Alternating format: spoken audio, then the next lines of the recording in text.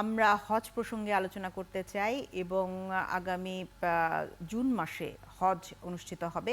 তার আগে নানা শঙ্কার কথা উঠে আসছে। শাহাদাত হোসেন তসলিম, মহাসচিব হাব আমাদের সাথে যুক্ত রয়েছেন। আপনাকে ধন্যবাদ জানাই একাত্তর সকালে দর্শকদের পক্ষ থেকে এবং শুভ সকাল। শাহাদাত হোসেন তসলিম, আপনারা গতকাল একটি সংবাদ সম্মেলন করেছেন এবং সংবাদ সম্মেলনে যে বিষয়টি উঠে এসেছে যে হজ মন্ত্রণালয়ে যারা কর্মরত থাকেন তারা বদলি হন এবং হজ সম্পর্কে তাদের জ্ঞান খুব কম থাকে, সেই কারণে নানা রকম জটিলতা তৈরি হয়।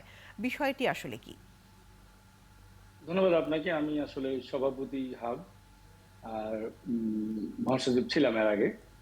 আর আপনি যা বলেছেন বিষয়টি আসলে এমন, আহ, উম, কর্মকর্তাগণ সকলেই আসলে ওনারা যোগ্য মানুষ, বিভিন্ন মন্ত্রণালয়ে দায়িত্ব পালন করেন বিভিন্ন সময়ে।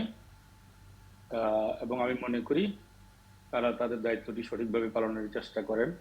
কিন্তু ধর্ম মন্ত্রণালয়ের বিষয়টি একটু আলাদা। আসলে হজ সম্পর্কে বোঝার জন্য দীর্ঘ সময় লাগে, 2-3 বছর লেগে যায় শুধু হজ সম্পর্কে বোঝার জন্য।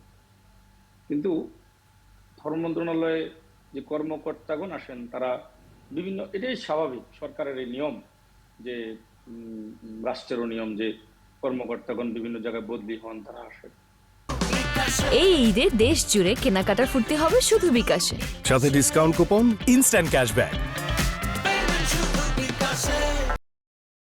ধর্ম মন্ত্রণালয়ে যখন কর্মকর্তাগণ আসেন তখন হয়তো কেউ 6 মাস, 1 বছর, 1.5 বছর বা কারো কারো ক্ষেত্রে একটু বেশি 2 বছর থাকেন।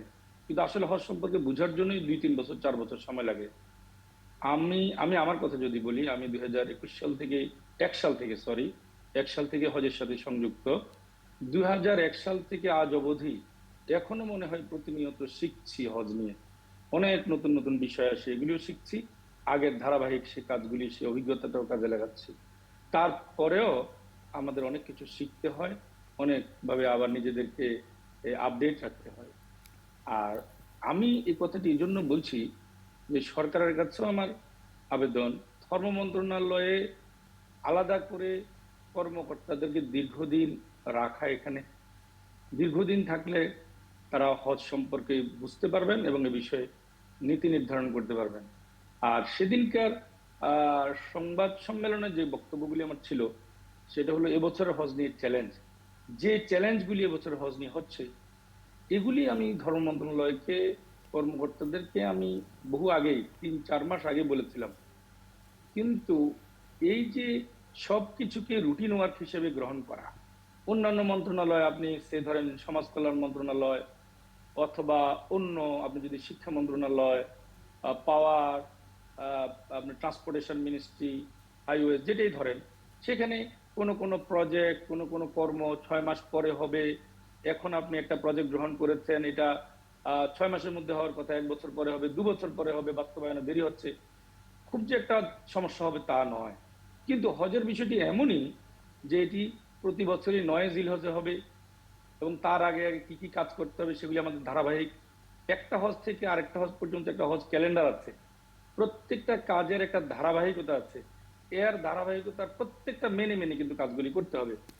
যেমন এখনকার আমাদের বাড়ি ভাড়া করতে হবে, বাড়ি ভাড়া আরো আগেই করা উচিত ছিল, অন্যান্য কাজগুলি করতে হবে, এগুলি কিন্তু সময় মতো হচ্ছে না। আমি যেটা বলতে চেয়েছি সেটা হলো যে এইখানে কোনো কর্মকর্তা স্বল্প সময়ের জন্য এসে তিনি যদি ভুল করেন, সে ভুল কিন্তু হজ ব্যবস্থাপনাকে বহন করতে হবে বিরাটভাবে ক্ষতিগ্রস্ত দীর্ঘদিন, করে। কিন্তু দীর্ঘদিন, জি, লং টাইম এটা করতে হবে যে এবং আমরা আমরা যাতে সেটা না করতে হয় এই আমরা জন্য। এর আগের বছরগুলোতে যেই সমস্যাগুলো দেখেছি যে শেষ দিকে এসে ফ্লাইট জটিলতা, এবং গত বছর তো এটাও দেখেছি যে হজের যে কোটা সেটি আমরা পূরণ করতে পারিনি। এবছর কি ধরনের সমস্যার মধ্যে দিয়ে আমরা যাচ্ছি? দেখুন, এ আমরা তো, আপনি বলেছেন যে আমরা প্রতি বছর সমস্যা দেখে আসছি, কিন্তু আসলে এবছরের সমস্যাটি একেবারেই ভিন্ন, একেবারেই ভিন্ন। এই কথাটি আমি গত কয়েক মাস থেকে বলছি, কিন্তু এখন ধর্ম মন্ত্রণালয় বুঝতে পেরেছে যে তারা ভুল করেছে।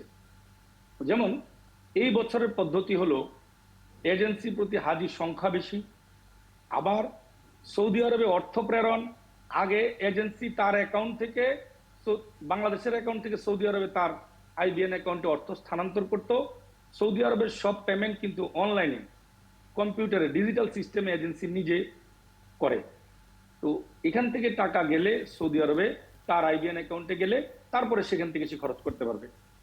এই বছরের পদ্ধতিটা হলো এজেন্সির অ্যাকাউন্টে আর টাকা এভাবে যাবে না।